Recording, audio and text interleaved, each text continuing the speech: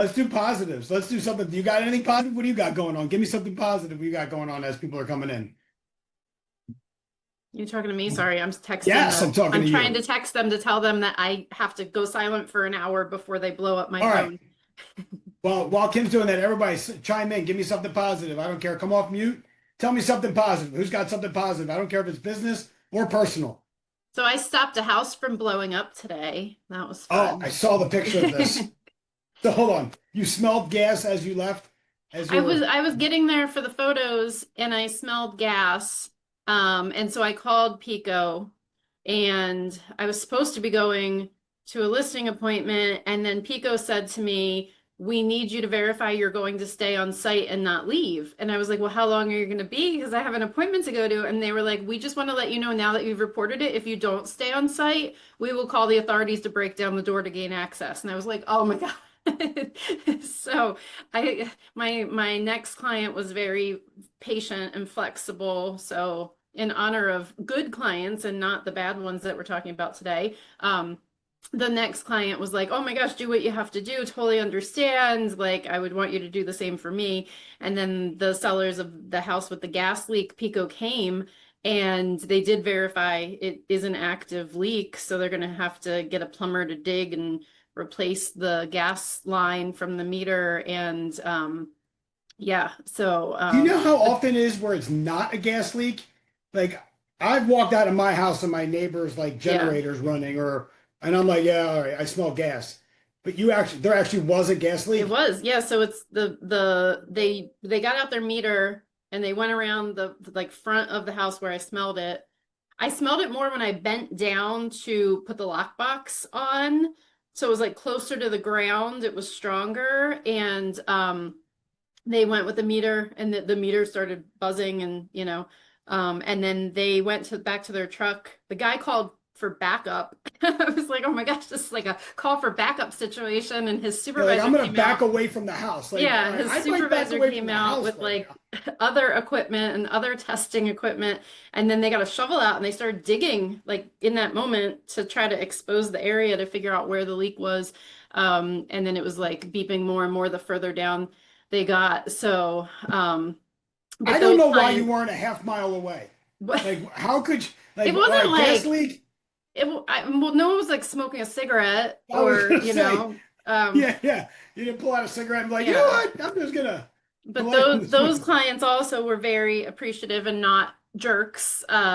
And so, you want to like go out of your way to help the people who appreciate that you did something versus I have other clients right now who probably would have been like, well, why'd you go and call and ruin it for us that now our yard has to be dug up and somehow it'd be my fault that there was a Yeah, gap, right. you know? Well, Yeah. yeah, honestly, you should have had ABC News. The whole neighborhood should know that you saved, like literally, Kim saved the neighborhood today. You Well, saved that's a little the dramatic, whole but yes. neighborhood.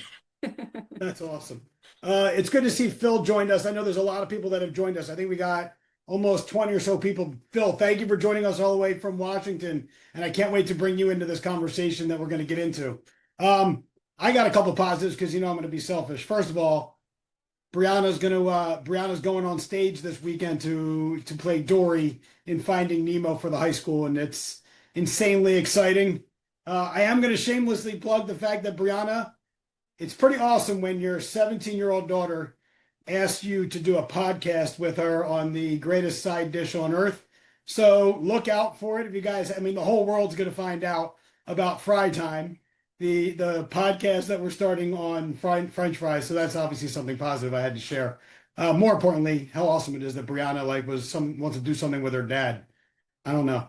That's pretty cool. All right. Any other positives before we get into it?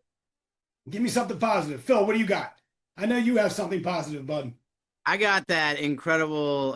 If there's Canadians, I apologize. But that incredible U.S. victory over Canada in the hockey final was unbelievable. On my son's birth, apparently my son's birthday is a good day for U.S. hockey because they won the Miracle on Ice and this game against Canada. So it was fun to watch. So I have a whole lot more than that, but that was a pretty cool thing this week. Yeah, with half of his mouth gone, he scored the game-winning goal. It Basically, was basically unbelievable. all of his teeth gone. I love it. I By the have way, I it's have a awesome. positive for you. I'm gonna Yes, call out go. before you move on. No, I don't want to go Jess, ahead. I'm calling you out. I see you. And I feel like what she just did for the past month is the epitome of what you are trying to promote through leverage and proper buyer agency relationships. I'll let Jess explain where she was for the past month running her business from a different location due to the power of leverage. Yeah, do it. So Tell us, take please, yourself Jess. off of mute.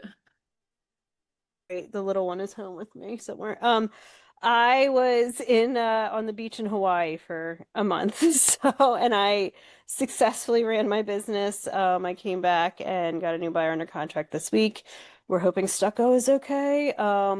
And yeah, I had another sale like working on and stuff and everything. All So, from the beach in Hawaii for 30 days. and I petition every day to go back at least 4 times a day. Um, So, yeah, we my husband's a chef and their business closes for the month of January. So, we take the opportunity to travel then when it's typically a little bit more chill for realtors and everything like that. So, Where did you go in Hawaii? we were in Oahu, like we're based out of Oahu, and then we hit Maui for like 5 days. We went to the Big Island for 5 days, but we were in Hau'ula in Oahu, and we were like literally right across from the beach. So, I, I I think it's freaking awesome. Like when you build your, basically what I've been trying to preach is build a client machine. Build like a machine that you can work on and do and make sure that you could do it anywhere and your clients still feel the machine working because of how you built it, whether it's your team helping or whatever it is. But it's pretty awesome that while you're gone, your clients still feel wherever you are in the world, you can still give them amazing experience. We don't have to miss moments. Besides the fact that I know Jackie's on this, so we'll be talking about Hawaii later. We're going to talk about Hawaii again. We got, now that she said that, I think we can do it. We got to go back. yeah, I recommend it. It's amazing. Yes, Maui especially is like the greatest place on earth. Yeah. It's good to see Kat. It's good to see everybody in here. I want to call out everybody, but I want to get started. It's funny. We're gonna shift gears to from super positive into okay. It's funny. We've been doing these sessions for a while, and I've been doing sort of on and off monthly sessions for a long time. Uh, it's ironic to me that I can't believe we've never actually done a session on something so obvious because what we love to talk about as real estate agents, we don't talk about the clients that are the best clients ever all the time, but we love to talk about the, I keep saying difficult clients everywhere I'm going because I'm trying to avoid my words, but we all know what we call them. And so I think the one thing that I'm grateful for to have Kim with us and then some of the other people that are here is that I've learned that in 20 years in real estate, with numbers comes these people. There's nothing you're going to avoid. Like you can't just sit here and go, I want to help a lot of people buy or sell real estate and then not come across people that are difficult or impossible to deal with. So I think it's insane that when we're sitting the other day talking about what should we talk about today, that you brought this up. And I think it's crazy because the way you brought it up to me, Kim, was not like how do we sit and complain for an hour and tell bad stories about people. I think it has to be about how do we actually recognize it? How do we recognize the client that's difficult? How do we fix it early on? And then how do we cut bait when we need to? And then we can have fun telling stories. But I love that when you brought it up, you were like, this is not about complaining. This is about figuring out how we fix it. All right, tell me your thoughts before we get started. Tell me your thoughts. Well, do you want me to tell the backstory of what brought this topic Let's do that. about, or You should can I tell the save story about that? how this got. Yeah, let's do that. Okay. Let's do it. All right. So the backstory here of this whole conversation is I recently was away in Florida. What started out as a trip to just visit my 91-year-old uncle ended up being a trip of helping him move into hospice, clean out his nursing home room, and unfortunately be with him while he passed away. So it was supposed to be just a happy going to visit him when we landed on the plane and I called to tell him that we were on our way to his nursing home, a nurse in the hospital answered and said he's on a ventilator. So during that long weekend while I was away, I had a seller who was new on the market and a very impatient and unreasonable human being. And I did not leave him high and dry. I have an amazing, team member who was in a group chat with him, my amazing admin, also in the group chat with the licensed agent team member. He knew everyone was going to be available to help him. And he got upset over something silly, and he was just being completely ridiculous. And so my team member said, okay, we do need to wait for Kim to answer this question. She's actively with her uncle who is on hospice and about to pass. She'll chime in when she's able to. He was having none of that, no sympathies, no, I understand. When I did chime in, I said, thank you so much for your patience. My uncle passed late last night. I'm catching up on the text now. It was next morning, 7 a.m., no, I'm sorry for your loss. No, nothing. Literally, they went straight from the team saying that my uncle was dying and me a few hours later saying that he had passed to them saying, we don't have feedback from this person. Why do we not have offers yet? And so I was just like, I can't comprehend how someone can be that like non-human. Even if you say, I'm so sorry for your loss, this must be a difficult time, but we still do need to talk about why we don't have offers on our house. Like acknowledge it, right? So I started thinking about, okay, let's think about how we go about possibly firing this client. How do we, get control back of the situation? How do we get some kind of like just human responses from them? And so that's kind of where we are today is when you're dealing how with do I someone like want to that. work so hard for these people? Like now, how am I going to circle back to providing them an unemotional professional experience when it is emotional? Yeah. Right? Yep, exactly. Because I wasn't going to all the feelings I was having, I wasn't going to say out loud to them. Like, obviously, to my husband and to my team, I was like, how can these human beings be so cold? But to them, I just was very much like, I know you're frustrated. This is how we're going to go about that, and just staying professional, even when someone is being just a horrible human being to your face. So this, by the way, is pretty easy to make an explanation as to how we got to this point where we decided, how do we talk about this, or how do we bring this up? And the crazy thing is that's an egregious situation, right? And I think the egregious situations that are cut and dry make it easier to cut bait with people. And I think it's awesome because I was thinking about this.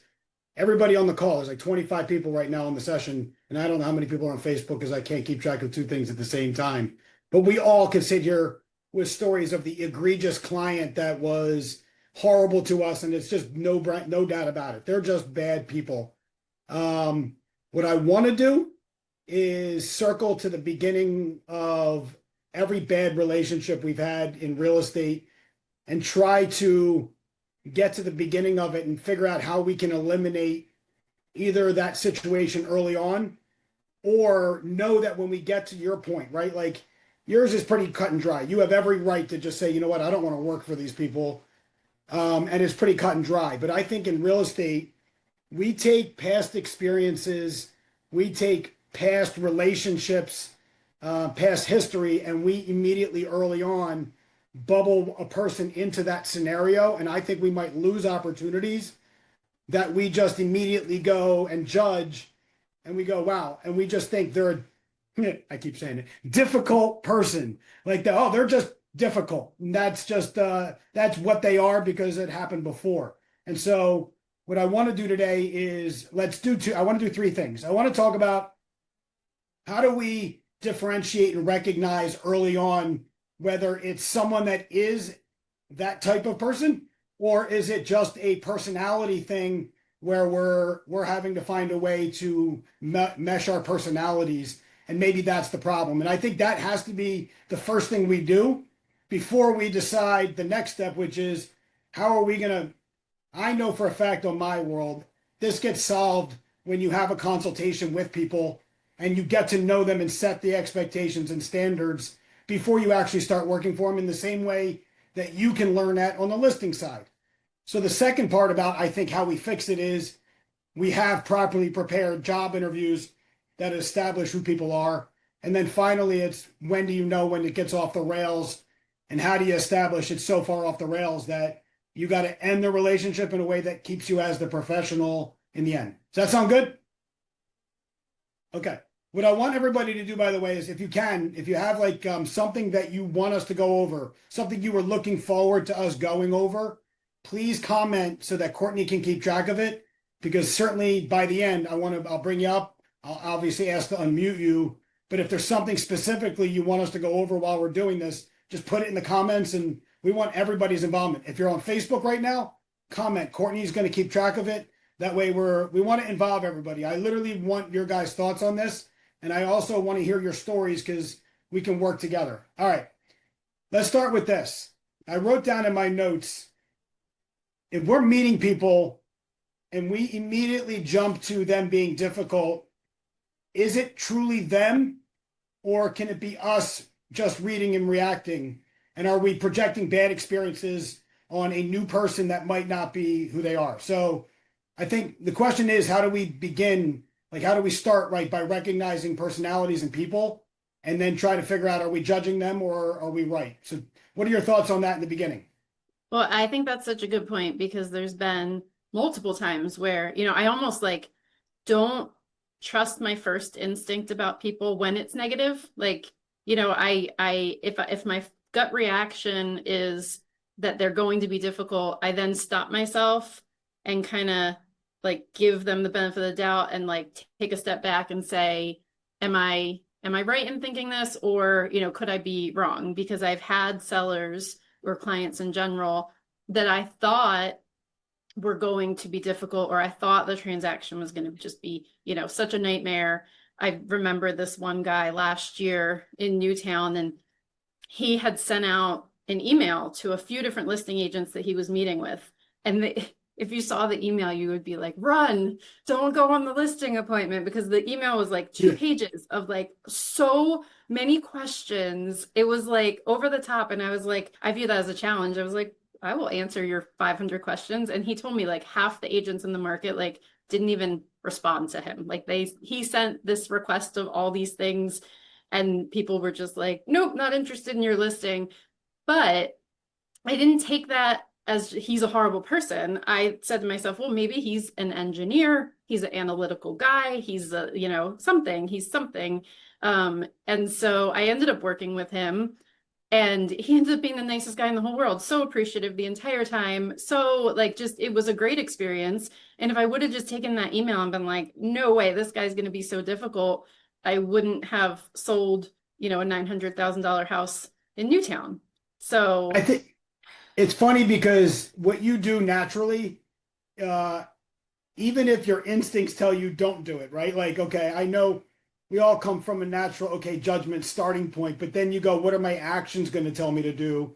And it's come from curiosity. Like, how can I be curious about the person as a starting point to realize it? And it's funny you wrote this down. The first note I wrote down about people is, what's their career? Yeah. What is their career? Yeah. Because it tells so much. First of all, what is their career and how successful are they in that career? And I think as a starting point to go, all right, like I've worked with people that are they're doctors that are heads of entire like practices or entire like floors of a hospital. Well, in that instance, when those people show up at work, I don't think anybody says no to them. I don't think anybody gives them any against opinion. I think literally it's mostly people that say yes, whatever you need. And so when they enter a world where someone might be more professional or knowledgeable about anything to them, wait a second, is that going to be something that's hard to get them to understand? So I love that you said, are they an engineer? The reality is, it isn't just what their career is, though. It's coming from curiosity. I think if we start with this, I had a client, and I talk about Kevin that I met in an open house my second year in real estate. And the first words he said to me were, real estate agents are assholes. That's what he said to me. Oh man, I'm on Facebook Live. It doesn't matter. It is what it is. We're all real estate agents. So that's what he said to me. I don't know what started me. I wasn't like professionally great at this, but I just said, what made you think that? Whatever happened in my brain, it made me be curious. And then Kevin Brannigan became one of my greatest clients. And I'm not going to get emotional, but he called me on his deathbed to tell me he needed help. That's a guy who I could have immediately jumped into, like saying, well, yeah, F you, I'm out of here. Yep. I love it. Be curious, right? Make sense? Yep. So what are we looking for then? And I love this. Phil, are you there, buddy? Yep. Okay. I'm going to bring Phil on. Give me 1 second. Let me just, I got to find him and pin him so everybody can see him. Everybody, I want you to meet, if you haven't met Phil Darke before. Phil, if you don't mind, I'm going to throw this to you for a second because Phil has spoken with my group. He's spoken with us before, but I think Phil's absolute knowledge base that you guys should learn about and get to know what Phil himself and what he teaches is DISC. And DISC, if you don't know what it is, it's an understanding of personalities to connect better with people. And we have to start with understanding, if we're going to be curious, that we have to actually get to know who people are and realize maybe we're reacting because who we are as a natural personality doesn't mesh well until we recognize it with people. So, man, I'm going to throw it to you. And I know I didn't like say exactly what I needed from you. I want you to give the perspective of, all right, we're meeting new people. And how do we recognize, is this person difficult? Or is this person someone I actually have to be more curious to get to an understanding? And I want everybody to get the understanding here. We don't want to lose great opportunities from people that we've judged early on inappropriately. And if we don't want to do that, because I want to help all sorts of personality types. I don't want to help a-holes, but I do want to help all sorts of personality types. So we got to focus on early on with people. Is it personality or is it really that they are that? So Phil, talk to me. Tell me about how DISC can help these agents. Yeah, I mean, at the end of the day, most clients aren't difficult. They're just stressed out, and they're stressed in their personality styles. And if they're different from you, that'll be hard for you to understand because you're not wired that way. And it doesn't make them bad. It doesn't make them wrong. Now, they might be acting difficult. They might be acting like a, you know what, fill in the blank. But the reality is, if you can determine well, first of all, you got to know how you're wired and how you're perceived and how you receive stuff as well. But once you know that, and assuming you know that, then the reality is, if you can identify someone else's personality style, someone else's behavioral style in the first meeting with them, and there's different ways, we don't have time to get into all that today. But if you can do that, you can really prevent about 80% or so of what becomes quote unquote difficult later. Because Adam and I have talked about this. Most people are stressed out in our world anyway right now. And when you put on top of the regular stressors and busyness and craziness of our lives, on top of that, one of the most stressful things they'll ever do, which is buy or sell a house, they're likely going to be stressed out. And so depending on the personality style, I don't have time to go on a full training right now. Yeah, we're going to do some of it. We're going to dig a little bit into it. So yeah, keep going now. I mean, the short version is, a D, if they're stressed out, they're going to go to anger. A C, they're going to go to hypercritical. An I, they're going to be like irrational and just kind of like all over the place. And an S, they're going to withdraw. And so, if we see someone just taking forever on a decision and we get so frustrated, it might be that we're a D and they're an S.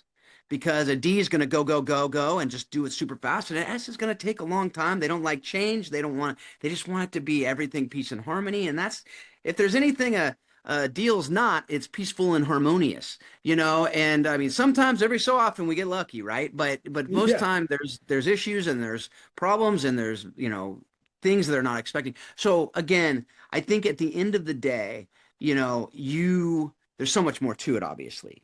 Yeah, we're going to dig in. I do want to dig in a little bit. Most of the time, it's, the stress of this thing will amplify whatever their DISC style is and what they're wanting to do. So, can we dig in on that real quick? Sure. Okay, because I think the stress that we have to talk about is like, we're talking about the stresses of the world on top of the stresses of now thinking about buying or selling real estate. What we also don't know most of the time is like people are buying or selling real estate for a reason. Sometimes those reasons are not positive. Sometimes they are positive, which doesn't reduce the stress.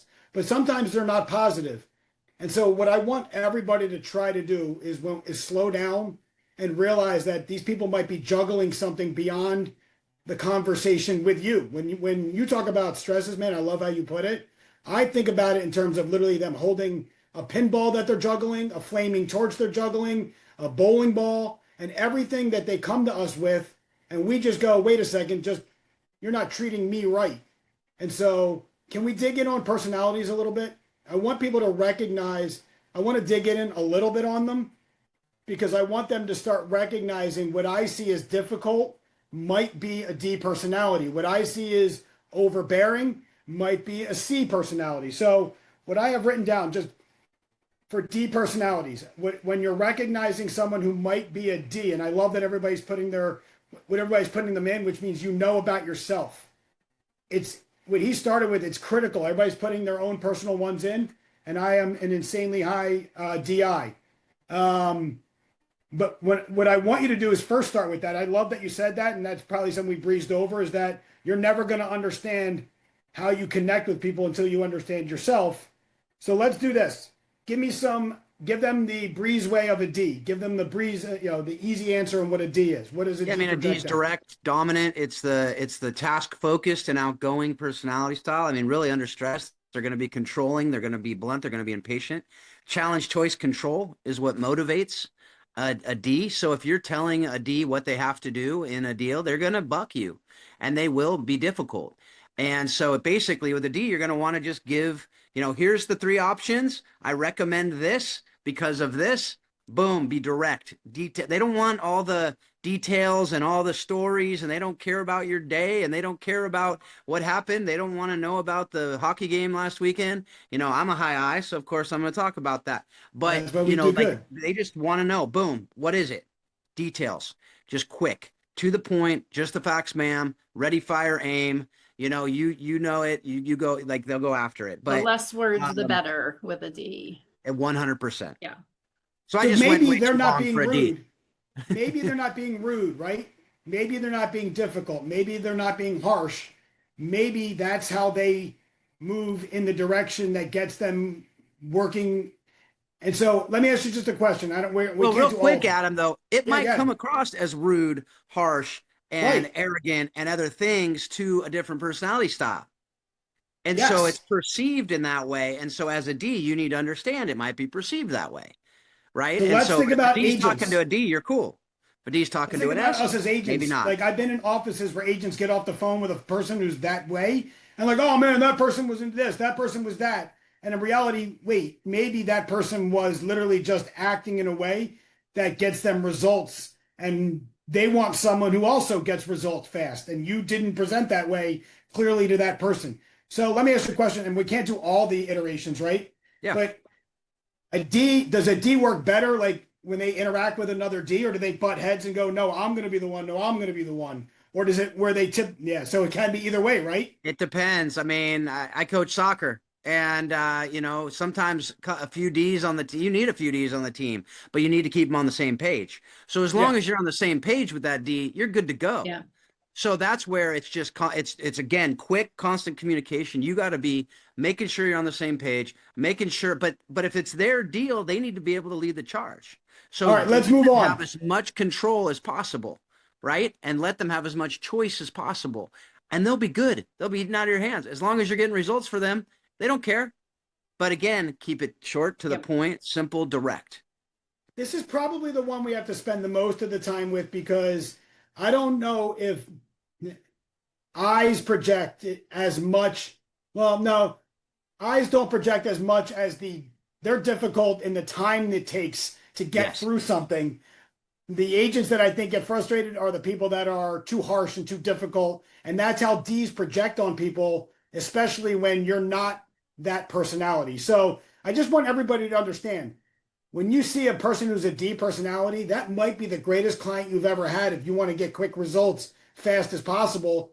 And when you communicate to them, you'll start to get them to be on your page, because they go, wait, they are acting fast and reacting, and they know what they're talking about, and they will let you lead when they believe that you're in charge. Does everybody get that? Right. All right, now let's talk about the I's. we got to move. I want to move quick because I want to respect the advice. So let's talk about the eyes real quick. Give me. What are they going to see when they see an eye personality? Guys are the inspirational types. They're going to be outgoing people, fun, life of the party. Unfortunately, when it comes to this type of stuff, it's not always great because it's going to be emotional. They're going to be scatterbrained. It's going to be hard to get them focused on anything. They're going to overpromise. Oftentimes, because exaggeration is an issue with an eye, and I'm speaking about myself. So I have to really be You're the careful greatest as on an earth at eye. teaching this. And but oftentimes, and I will say, yeah, let's go after it and not follow through. Don't finish. A lot of times it's half done. It's halfway through, or they'll be like, yeah, let's go after this, but it's because it's exciting and new. But then when it gets down to the details, like, well, I don't know if I'm ready. And so the reality with the eye is kind of recap stuff in writing. It's got to be short. It's got to be one project, one thing at a time. Make it short term focus, and kind of narrow their choices down. So don't give them 15 different possibilities. Give them two or three, and say here's some things. And then the reality is clarity with an eye is critical. So it needs to be very clear, very dialed in. And you also really, with an eye, relationship is everything. So they're not going to want to ruin the relationship. So you need to, make sure you're fostering that relationship. And if they're feeling that they like you, they're going to go after it.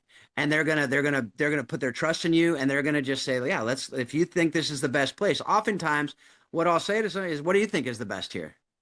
And I'll really put a lot into that, and if I kind of agree with that, and then they're like, if I'm ordering something at a restaurant, for instance, I'll ask the waiter or the waitress, I'll say, hey, what's your favorite thing on the menu? And if it's something I'm looking at, I'll go with it. If it's not, then I don't necessarily, but I think it's that idea that eyes want to be liked. And so but again, with that sometimes come wishy-washy. And so Yep. you have to drive it a lot. I mean, you're not going to drive it at all with a D. You're going to have to drive it a lot more with an I and with an S because they're more people focused. All right, let's move on. Let's get to S. Tell me about S people. S is, again, like we talked about, they love the status quo. And if there's one thing that a deal like this is going to mess with, it's going to be their status quo. It's turning everything upside down. And so you really need to hold the S's hand more. There's going to be quiet resistance. It's going to be more delay. It's going to be avoiding the tough decisions and really, really, what's the word I'm looking for? Processing, or if you're Canadian, processing. And that's the reality. My wife is a very high S, and I had to learn for about 3 years in our marriage. She was actually processing when she said she needed to process, because I think out loud. I'm Yeah, a in verbal the processor. And she would say, I need to process, and I'd have to give her a while. And when we were, making decisions like this together, it was sometimes frustrating for me because I'm like, man, you're taking forever on this. But that's the reality. You just need to think about it over and over. If a D is ready, fire, aim, an S is just kind of ready, ready, ready, ready, but they don't want to make the decisions themselves. They want somebody to help them make the decision and the right decision. And once they're reassured in that, they're going to be good to go. But it's going to take time because they need to really like you and trust you and have that reassurance with them. So it's got to be a more gentle, easier. And if they don't take a silence from them as being agreement, it could be them withdrawing because they're unhealthy because they feel too pressured and they're like, just get me out of here. So if you are married to an S, or an S, or you are an S, you'll know that sometimes when there is tension and there's debate and there's difficulty, there's you're just going to silence. hop in your car and drive around. You're going to Yeah. leave. You're going to go to your room and just shut the door. You're going to go do something to escape. And that happens a lot of times with us, but sometimes it's that silence will be interpreted as, oh, they agree with us. It's good to go. If you Yeah. give them two choices, they're just like not saying anything, or you say, this is what I think is the best. They don't say something. Doesn't mean they necessarily agree. It could mean they're actually withdrawing. So you need to make sure you're, again, softer tones, reassurance, security. What an S needs is security, assurance, and appreciation. And so again, hey, I appreciate your patience on this. I appreciate you working me on this. That'll go a long way with an S. All right, C. Give me a C's. See, like I said earlier, when stressed, we'll go hypercritical. So if you have a CD that can be hypercritical and angry in a process like this, that might not be the best thing for you, right? So if they're stressed out, that might come across. A lot of times they will come across as the difficult clients, right? But a C will be hypercritical when under stress. Hyper detailed, skeptical, analytical. So a C is going to need all the details. A D doesn't want the details. A C is going to want all the The man details. with the 2 pages of Yes. questions leading up to the listing appointment was a C. Yes. Spreadsheets. If you do a spreadsheet, you'll be their best friend. Mm-hmm. They might come with a spreadsheet of all the issues and the things, but just it's going to be continual, just scrutinizing things. They will read the contract. They'll make sure it's all dotted and crossed and everything's perfect. But pressure will escalate them. Pressure will cause more stress. Precision, details. It will calm them and give them the details and say, we need to make a decision, but make sure you really understand this, and then let's talk. And And when you then that match, like when you match their level of C with like I went to that listing appointment with a spreadsheet and because I yes, could tell, and he was like, "Oh my gosh, I love you. This is amazing," because I matched that like analytical, I couldn't, this is not a listing appointment you show up to and just kind of say random thoughts and don't have facts written down. 100%. Yeah. Yeah. So yeah, that's the gist. So obviously there's a So, whole lot more to that. oh my Um, God. By the but way, can you do me a favor, Phil? Put in the comments. I want everybody so they can find you. yeah, This man literally teaches this and he goes way beyond this. And so I want everybody to be able to find him easily because I found him thank God for Leah. Leah Amico put me in touch with you, but you've been really awesome to be able to share. I don't think agents hear enough about this. The reality is that in every relationship we have, this is going to be important. But in real estate, we judge early on. And what I hope you guys are hearing is that maybe I want you to think about, have I ever labeled somebody incorrectly as difficult when maybe I'm thinking about it now and I realize, man, maybe I labeled them improperly and I didn't like pay attention. yeah, Career. and Do you agree? Do you agree that career does give you a good gauge on successfulness in career? Like if they're really successful in careers, does that give you any starting point?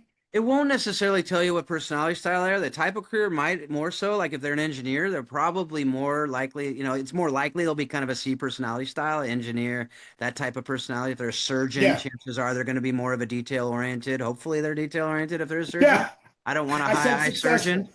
If I got in there and the surgeon starts talking to me about my weekend, I'd get a No, little no. concerned. But more than that, I think it's really, volume of voice. There's a lot of tells, just, what they're talking about, how excited they are, passion, level that's shown, you know, emotion, all those things. But I think that yes, to a certain extent, like you're talking about, there's very successful in all personality styles, right? So I think that you're not going to necessarily tell it by success level. Maybe a certain amount of like more lawyers. I was an attorney as an Yeah, I didn't fit in the law firms because most of them are going to be very task focused. So a D or a C. But I'll tell you what, like I actually put together a kind of a one page, just quick disc, yeah, cheat sheet for realtors actually. So if you guys want one, I put my email in the um in the chat. Just send me an email. I'll shoot it out to you. And it's just, it's kind of what we just talked about a little bit. It goes a little yeah. bit deeper into a couple of the things. But yeah, I mean, I think there are a lot of ways that you can kind of get a hint, on different things, but you also got to be careful too quickly. Putting someone in, and don't put someone in a box either. Don't go, oh, they are this, therefore, because it could be that whatever, like you're seeing on this, everyone's a blend of all four personality styles. And so they could, like, I'm an ID, I'm a very high ID. No one's going to be confused that I'm a reserved person if they meet me. But, you know, there are some people who are, really closer to the middle on everything. And so if they might be acting like a high D in one instance, but then as you get to know them, it's like, whoa, now I'm confused. So now it might be a good idea for you, to give someone an assessment as you get someone as a client, give them an assessment and say, hey, this is how I want to serve you better. I want to understand you better. And, give them an assessment, have them take it, and then that'll give you, what all you need to know about them to be able to know how to encourage them, how to motivate them, how to help them, move along. That's So, a whole nother layer. All right, yeah. so here's what I want you to be. Here, I wrote some notes down that I just want everybody thinking that I had written down. One, what are the things that they might do that should show us kind of who they are? So I wrote down if they're asking lots of questions, if they're short and direct with emails, if they have emotional reactions to things, if they're slow to committing to things. Like when your client is doing this stuff, because all of our clients, we all have clients that ask a lot of questions or are direct with us or have emotional reactions to every single thing. Like I want you to be thinking now, wait a second, this might not be the person, it might be their personality. And I have to now figure out how can I work through it. All right. So I think everybody understands now, one, why does it matter? Because if you ignore these flags, if you ignore it, you're not going to be able to guide them up the mountain anywhere near in a way they're going to enjoy it. The other thing I want you guys to understand, and we're going to move on, Phil, past this into the next phase of this. But I wanted to start with this because we have to start with getting to know who people are.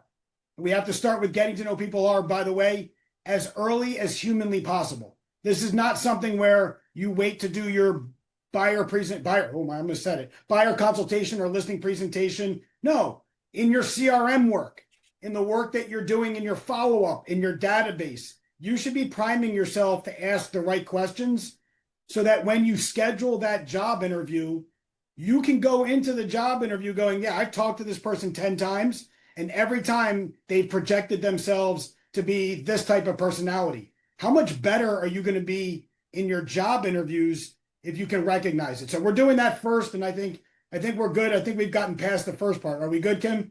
Mm-hmm. Yep. All right, next part then.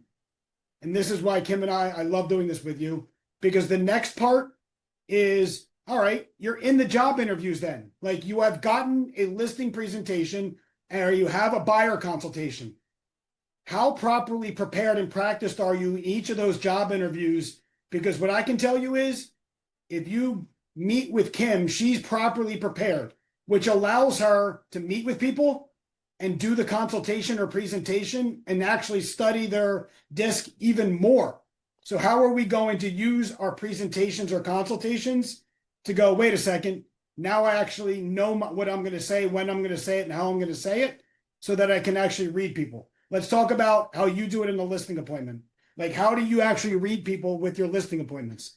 Well, I think one of the key things is giving people space to speak, right? So if you go into the listing appointment and you're just going through all your stuff and never giving them time to talk and never asking questions, and like you said, like, coming from curiosity, how are you going to get any gauge on what kind of people they are if you're just bulldozing them? All right, so how about this? Like when we go into these appointments, like I set the standard for what I think my consultations have to have. I have to get to know people. I have to set expectations. I have to build trust. I have to get win-win scenarios. I have to get commitments, and I have to make it epic. Like that's what I have to do when I go into them. But the first one's the most important one, getting to know them. And you don't get to know people just because they hired you, and you don't get to know people just because you've met them and they've hired you.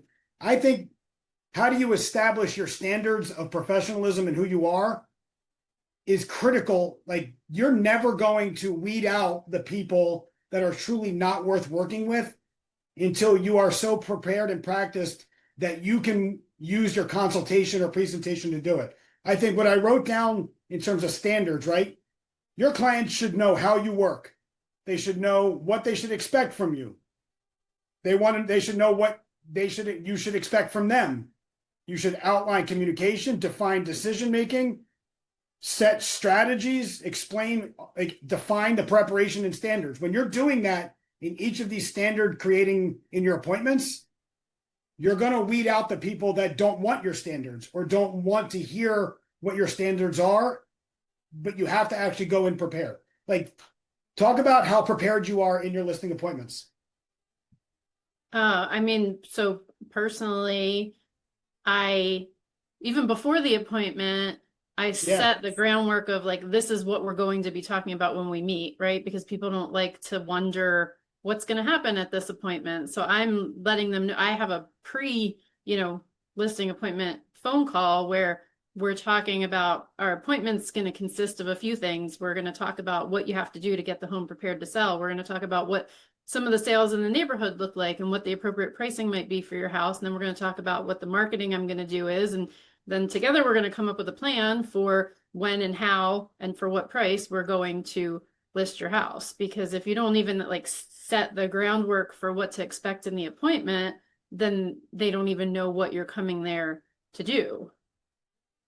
I think on the listing side, it's become sort of the norm where they know you're coming out and they're expecting you to come out to present yourself, and they're basically interviewing you for the person, whether they're going to hire you or not.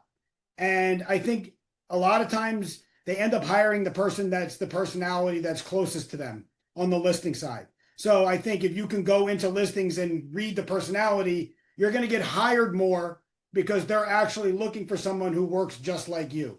And so it's weird because on the listing side, not that I think it's easier, it's not easier because you literally have to be great at recognizing and realizing early on, wait a second, this person's not going to listen to me when I'm selling my house that way. They're not going to actually pay attention to me. So your listing appointment has to be amazing. I think it's weird. On the buying side, it really can go off the rails. And I think in the history of real estate, it goes off the rails more often than not on the buying side with buyers because we don't do the number one thing first.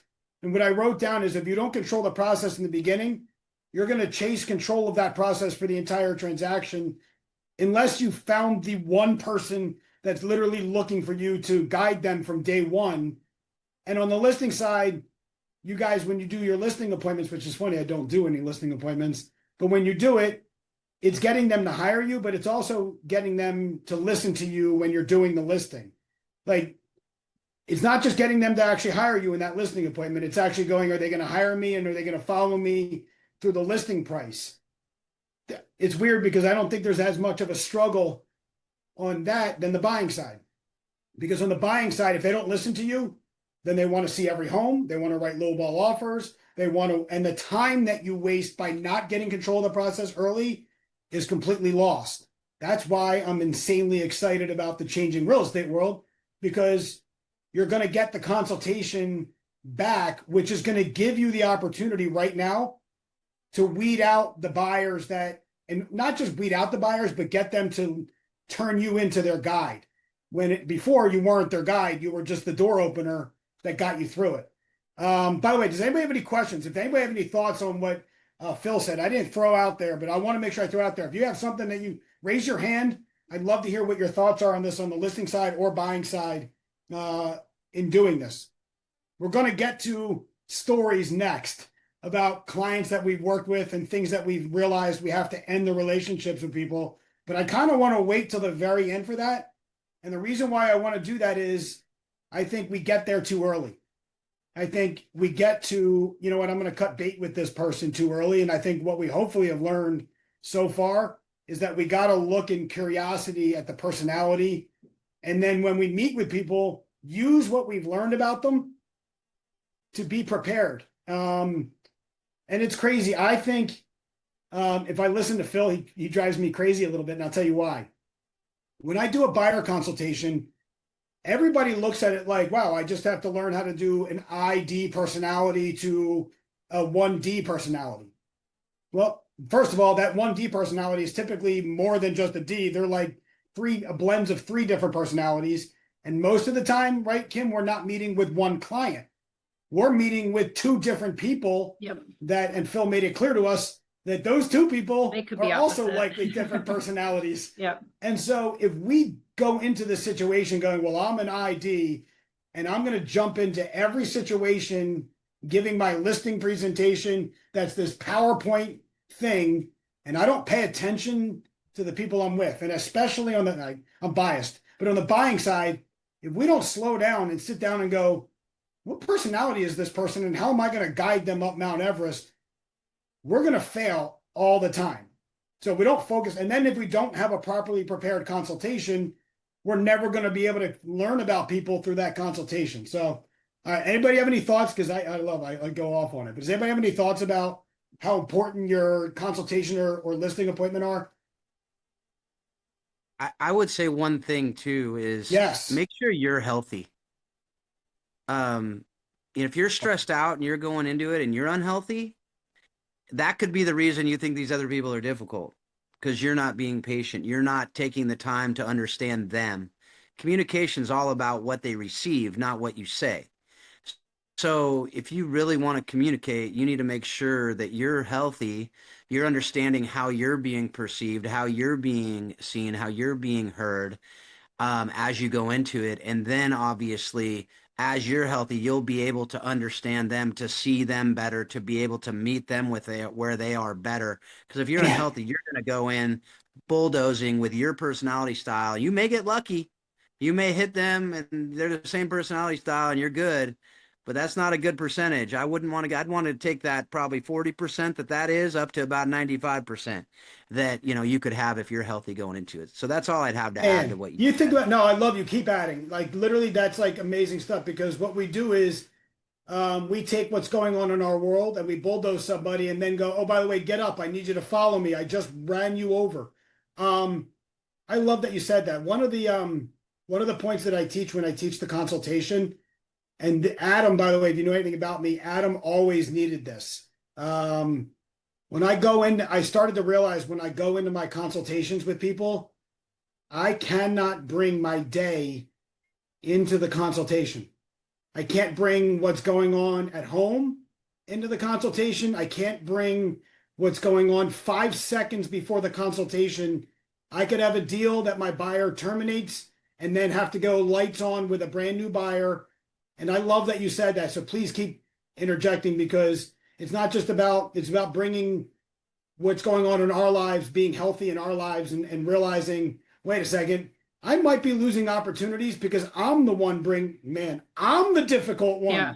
Go ahead, Kim. And I have to so if I have a listing appointment and it's at 3 o'clock, I can't have anything on my schedule like the 45 minutes leading up to it, because if I'm like running late or in the middle of a difficult conversation or dealing with some kind of last minute issue, like I will not have a good listing appointment. I love that you said have this. everything like cleared off my plate for a solid half hour before I show up at that house, or I'm bringing all that like luggage, baggage with me. I can't be like running late from one appointment and then running straight into a new client's house. I just can't.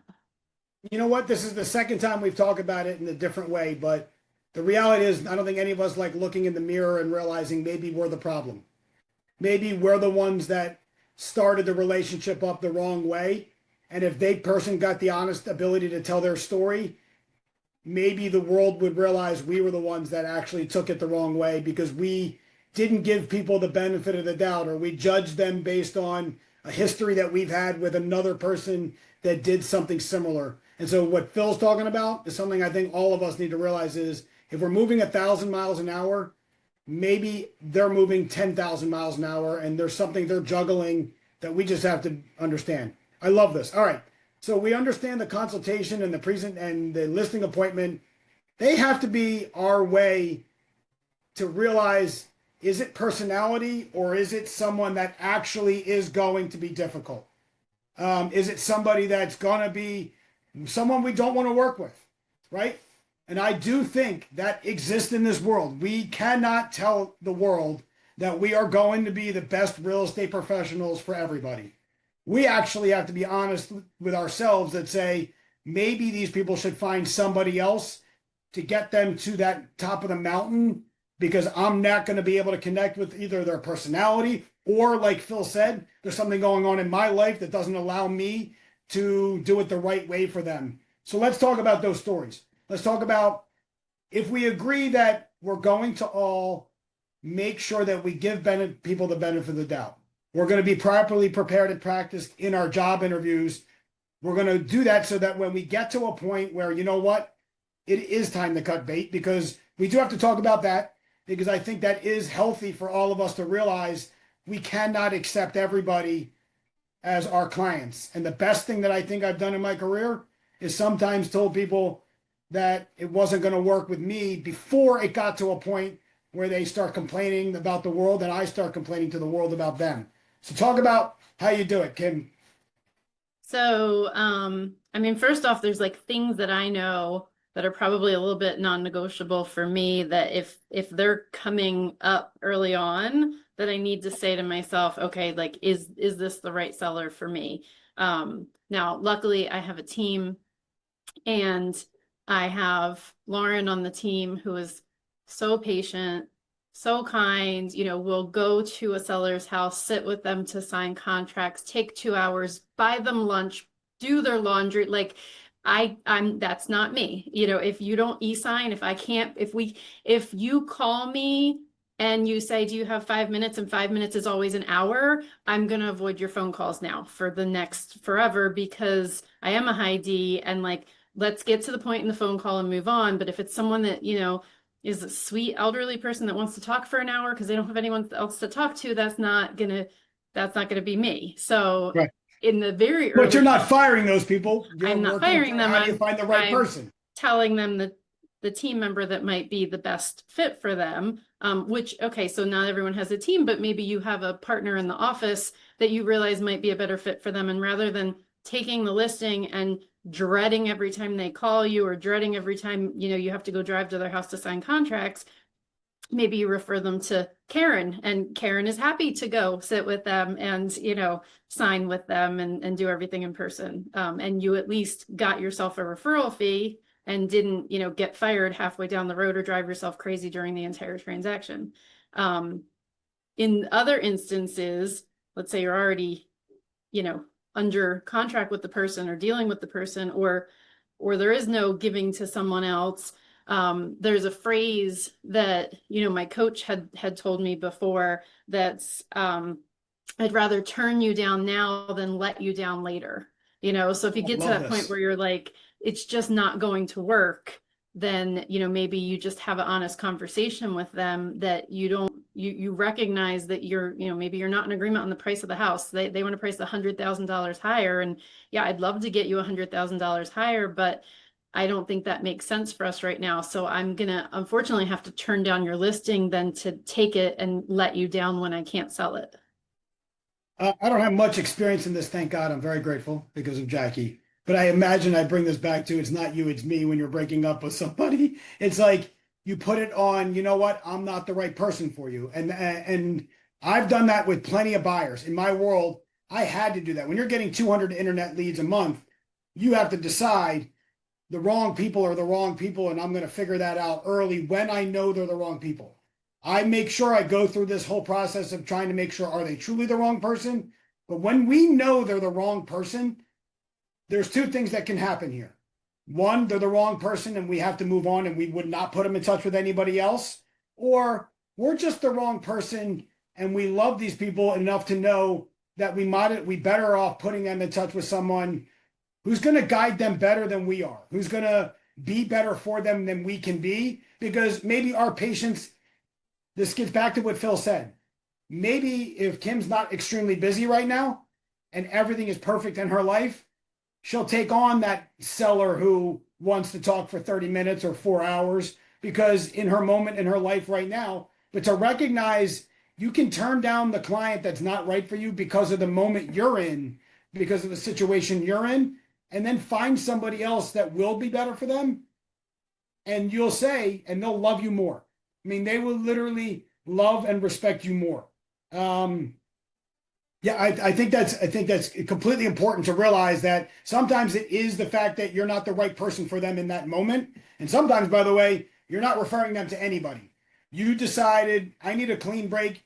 Maybe it is their personality. Maybe it is their pressure. Maybe it is everything going on in their life, but they're not going to move through this process with me guiding them. So we just have to say to them, and we have to be comfortable with saying it. You cannot let it go too long. You're not going to fix it to a point where even if, man, we cannot look at the settlement as well, thank God I did that.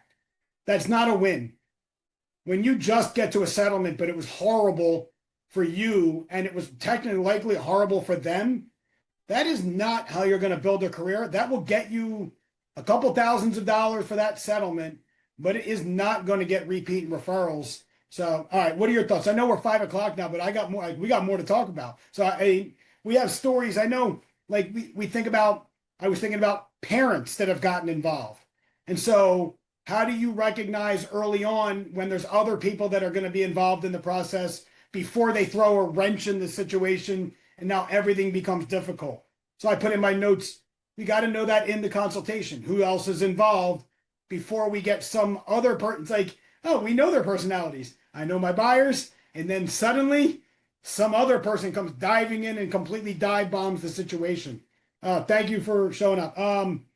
What else? What other stories do you have? I know you had some stories to tell. I think I had two that were kind of most Go ahead, tell relevant them. to this, but both opposite ends of the spectrum. So Yes. I'll start with the one that turned into a positive. I had a client who from the get-go, we kind of were just like butting heads and I couldn't figure out why. And there seemed to be a lot of misunderstandings. And it turned out, well, we got to a point where they weren't happy with some things and I wasn't really understanding why. And I was at the point where I was almost like, I'm just going to fire these people because it makes no sense why they're getting so upset about some of these things. And so we ended up deciding to sit down in the office, the two of them and myself, and just be very honest with each other. Like, how have we gotten to this point? What have I done that has disappointed you? What did you expect differently? And it turns out they just had totally different expectations of the process that we were going through at the time and the situation we were going through at the time. And at the end of that conversation, we actually both saw each other's sides, and we kind of were like, okay, now that we both understand, you had this expectation, I had this expectation, and let's meet in the middle. I went on to sell a few more houses for them and lots of referrals from them. And we're actually, friends now, which is crazy because there was a moment when if we didn't have that sit down and like, let's talk about, what your expectations are and mine and whatnot and where things went wrong, that one of us might have just said to the other, this isn't working, you're fired, or I'm firing you, or you're, whatever. And none of the rest would have happened. So that conversation was so important because we were just heading down a stressful path and we both agreed, let's talk about it and figure out what's gone wrong here. It's ironic because you know what you did there? You literally, when you realized their personalities and you came together, you actually literally got so connected with them that now they became a referral source when they were looking for you to do that in some way, shape, or form to actually connect with them. And it didn't go that way. All right. Tell one word. Yep. Let's talk about it because I think this is a positive where it didn't work and it did work because it didn't work. Meaning Yes. you ended it and it was a good decision. That's the next one. And I don't think I even told you this one, but this is exactly that. 2 years ago, I had a seller who I had been nurturing for like a year, multiple trips to his house, multiple just back and forth, lots. He was very demanding. And in terms of like jobs, he was like a C-suite executive, so again, he's in this world where no one says no to him and, everyone just bows to him. And so he was extremely demanding. And there were a couple times that, I would say, because he was one of these like, I need a phone call right now. It doesn't matter what I'm doing. He needs that phone call right now. And I would have to start prefacing things to him like, hey, yes, it's Friday at 7 o'clock at night. I am happy to call you, but I want you to be aware I'm about to go into my mother's, birthday dinner. I'm about to go into my daughter's basketball game. I wouldn't say that necessarily even during like a Monday through Friday 9 to 5, but these were like, Right. Can I call you Sunday at 8 a.m.? Well, let me just lay out what I'm going to be doing so you know how much time you have. Because he was also one of these where he'd say, can I have 5 minutes? And it would be an hour. So I started kind of having those conversations. And there was one night when I was going, it was like Friday, 7 o'clock at night, going into my daughter's basketball game. And I picked up the phone. Hey, Dennis, just want to let you know I'm driving to basketball. I'll be there in 10 minutes. I'm happy to give you those 10 minutes. So the next day he said, we need to meet in your office and talk. I'm not happy. And so, of course, I went to go meet in the office and then he didn't show up because he was late in traffic and had to whatever. And then it turned into a phone call because he didn't even arrive on time for the appointment. And he said, I want to be very clear. We're listing the house next week. You don't do to me what you did last night. And I was like, what did I do last night? And he's like, I found it very offensive that you told me I only had 10 minutes because you were going into your daughter's basketball game. And I don't think I'm unreasonable that my house should take priority over something There like you your go. daughter's basketball game. And I said, oh, okay, let me just stop you there. I think I'm realizing in this moment that I am not the right agent for you. And There I'm you happy go. to introduce you to other agents. But I don't think we can continue. And I did the whole, I'd rather be honest with you now than disappoint you in the future. There are going to be times when I am going to be, Friday, 7 o'clock at night is not unreasonable for me to say, I'm sorry, I can't talk. And so You have to do it. yeah. So he then was like, what are you trying to say? I said, I'm saying that I'm no longer going Yeah. to be listing your house next week. And he was, you can't do that. You can't do that. And I said, no, I can, because we actually hadn't even signed the contracts yet. Because if we had signed the contracts, I think technically he would be right. I'd be in default of a listing contract. So I have to be a little careful there. But we hadn't signed contracts because he kept renegotiating some of our terms. He kept wanting to raise the price and he kept wanting to decrease the compensation. Yep. So we didn't have signatures. So it was very easy for me to say, we're not going to be proceeding. And he was like, you can't do that to me. You can't do that. You can't do that. And You have to. then he said, well, what about the money? This is a $1.2 million house. You're giving up $30,000. I said, I would much rather give up $30,000 than, put myself in a position that I feel I can't meet your expectations. And that's how I'm feeling right now. And so that was the end of it. And then the where it turned out to be the best decision I ever made is the woman who ended up listing it after me. She had it for 6 months. It then expired. I ran into her at a networking event and she said, I know that you were the person that had kind of fired him before me. And let me just tell you, that was the best thing you ever did, because those 6 months were the worst 6 months of my life. I tried to take a family vacation. I was on the phone with him the entire time.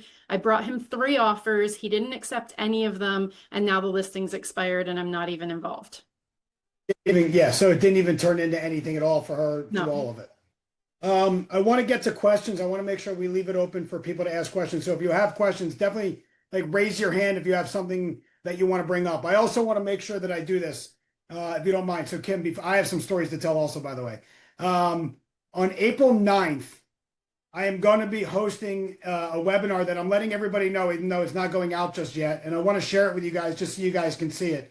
It's going to be a totally free webinar that I'm doing where I'm going over the entire Epic client machine. So instead of just the consultation, we're going to be talking about the work we do in our CRM. How do we understand DISC? How do we understand the proper questions that we can ask people to get more job interviews? And we're going to spend time talking about the buyer consultation and the listing appointment so we can differentiate it. And then we're going to talk about Epic experiences, which is what I love. The last part, we're going to talk about how we surprise and delight our clients. So I wanted to let everybody know about it. You can register now, even though it's not really going out for a couple weeks for everybody else. So if you have any questions, Courtney's going to put the link for it in the chat. If you have questions about it, you'll have a link to schedule a free call with me. If you guys have any questions for me ever, you can schedule a free call with me pretty easily. Courtney will get you guys all the information for it. I have a story for you that's similar, if I could tell it. I know we're past 5 o'clock, but look, when people are on, if everybody's good, we might as well keep going a little bit. I had buyers, and I love that we're doing this. It's an intentional story because it was a $2 million buyer. And the contemplation to firing a $2 million buyer is one of the hardest things you could probably do, in saying, am I actually going to fire a buyer that has signed with me to buy a $2 million property who is capable of buying? So I work with these buyers, and in their positions in their careers, they are very detail oriented, but also very in control. So without divulging too much, they're very in detail and very in control. So we also, we get to a house that they're going to buy, and they get an inspection on it.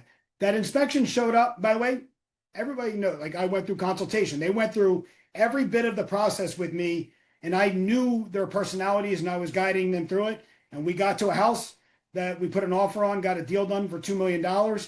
We get an inspection done on the house, and the inspection shows up nothing significant. Nothing really at all.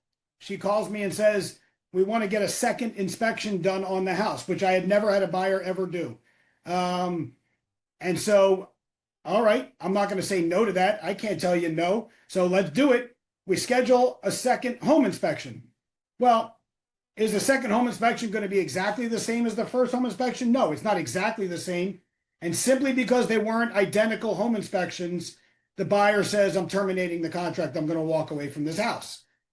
I had to make a decision. Is this someone who's going to find their way to talk themselves out of every home now going forward, having been through consultation, having been through the process, having been through it all with me?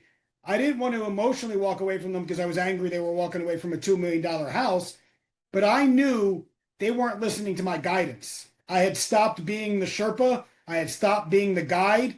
And so I had to just tell them, I get that. I also feel like I might not be the right person for you, because the guidance I was giving them was the right guidance. Terminating and walking away without even doing a reply when they told me that, and again, it isn't about they fell out of love with the house. It was simply put that we can't deal with two home, and now we want two home inspections on every home that we're going to buy going forward because of this. I had to give up the fact that it was a $2 million buyer because it wasn't worth the time it was going to take if it ever happened for them. We got to do that. We got to do that regardless of money. We got to do that regardless, because I have no idea if they ever bought, but I can promise you the buyer agent that took them through that process wasn't worth it. What else? Does anybody have any thoughts or questions they want to bring in? Because this is totally a place for everybody, if they want to speak up.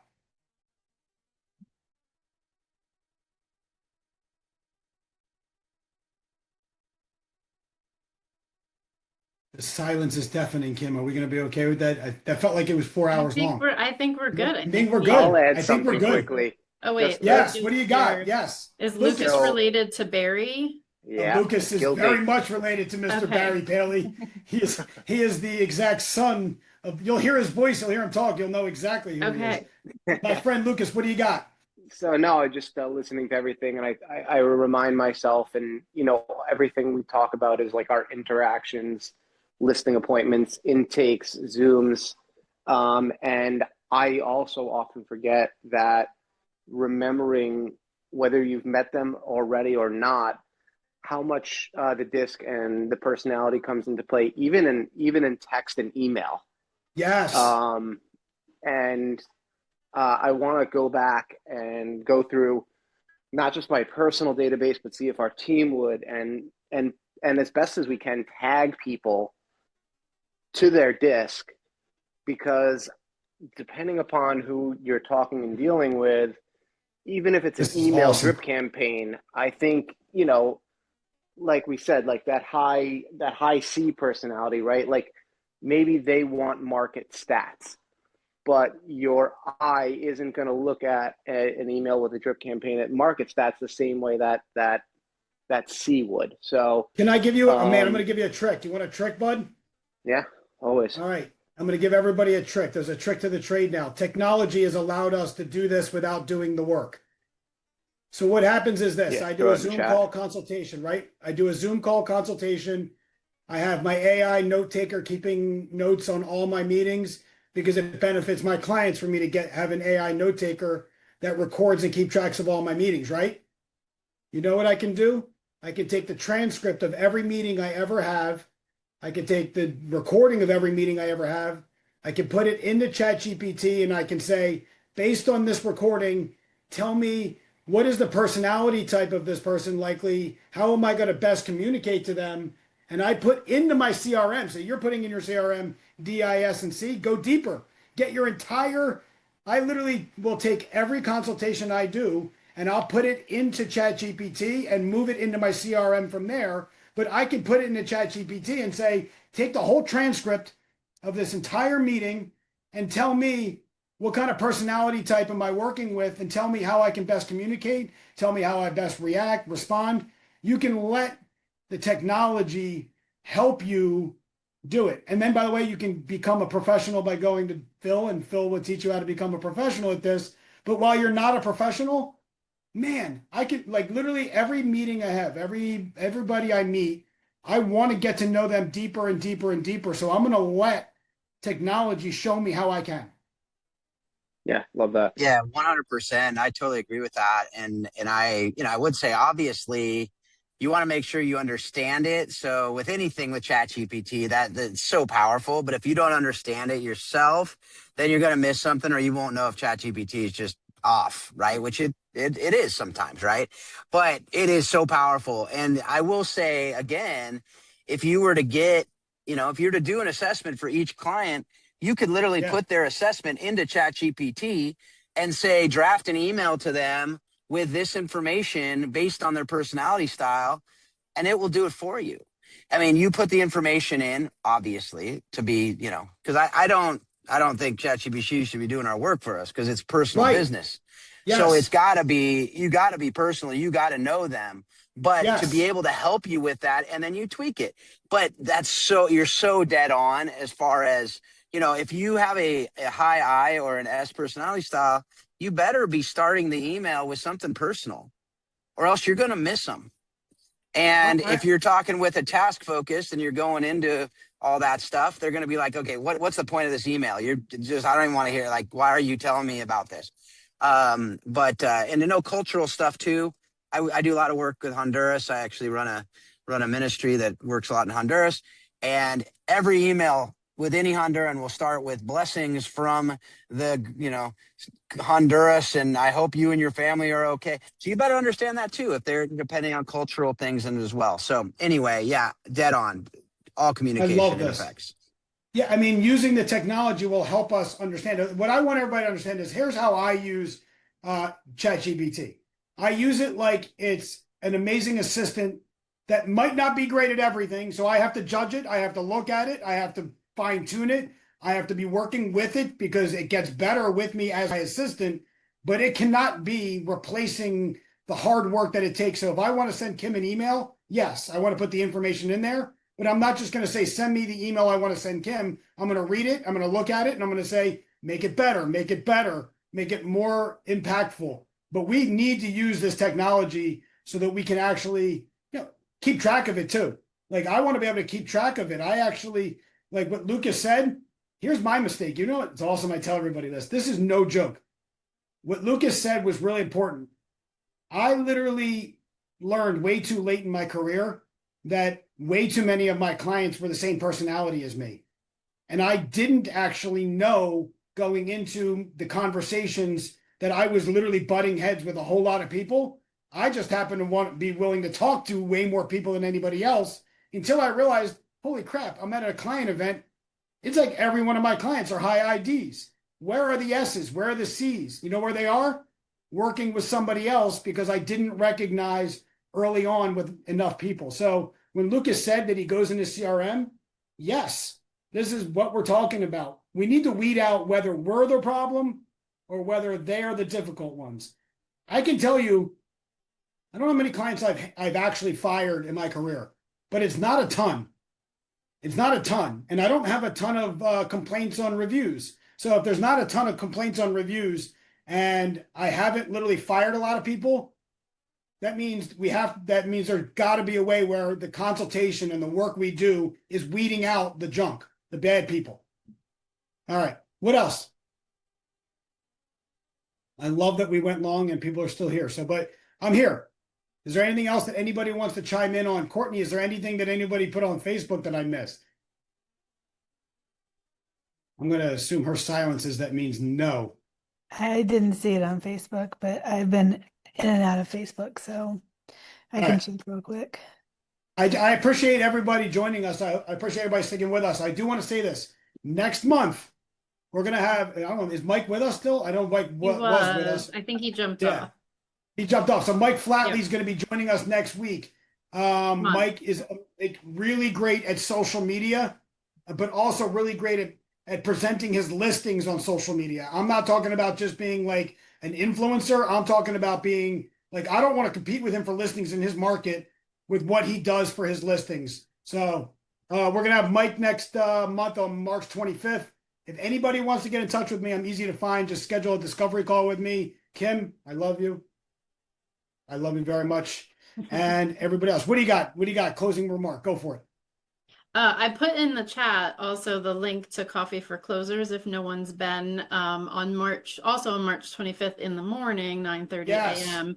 at Nico's restaurant in Yardley. Free breakfast, real estate mastermind, all brokerages, just a nice 2.5 hours. Let me talk about it for you.